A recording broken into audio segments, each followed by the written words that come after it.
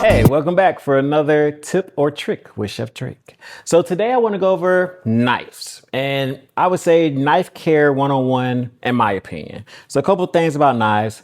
First, I just want to go over, if you ask a chef what knife can you recommend, it's such a loaded question. So I just brought my 5 favorite knives at the moment. So my top 5, I have my Porsche, which is actually it's been my favorite knife for years and years and years. My new favorite knife, which is my Japanese steel that I got from Osaka this current year, so 2025. This is one of my actual favorite knives that I use a lot as well. I actually was gifted this knife by the company and I recommend them as well. This was my first ever knife in culinary school and I still keep it to remind myself about where I've come from, and it's actually a great knife. And then my fillet knife, which is my go-to anytime I need to debone, or take off the skin of a fish. So all these knives are completely different, but the great thing is I can do almost everything with all these knives. And that's just because I trained myself to do that. So when we talk about knives as chefs, we use knives all the time. These are our tools, our trade, but knife care is very important. I use my steel just to keep my knives pretty much sharp. So steel doesn't sharpen your knife, it just hones your knife. So after I get through slicing into tomatoes or anything that's citrus, anything that's very acidic, I make sure to wipe my knives off and steel my knives just to make sure that I keep it on the sharper side. And this is just taking your knife and going back and forth. And as I mentioned, does not sharpen your knives. Very big misconception. When we get to the idea of sharpening your knives, you do want to use stones. And I always recommend the stones because of the fact that even though you can buy those electric sharpeners, unless you know exactly what you're doing, you might hurt your knives. And if you're like me, spend a lot of money on my knives. I really do like my knives. This one's from culinary school. Obviously, I care about these knives, so I'll make sure that they're good. Now, don't get me wrong. This is very sharp. Sharp as the day I got, actually sharper than the day I got it.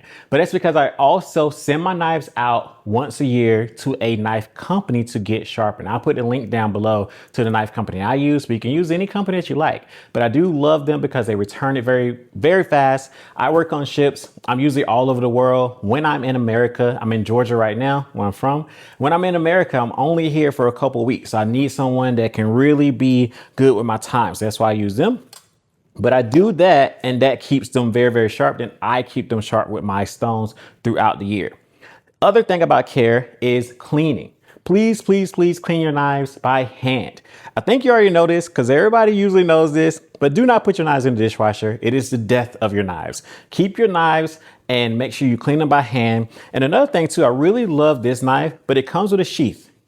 Make sure that you always clean this knife before it goes back into your sheath, or any knives with the sheaths, because we forget to clean these. And then all that bacteria and other things get in here, and that's not what you want. Last but not least, keep your knife sharp. That goes to the cutting board that I'm sitting my knives on right now. So with the cutting board, I know that we are responsible for this as chefs, and a lot of us do this when we're on TV, or in this case on YouTube, and we will scrape our knives along the cutting board.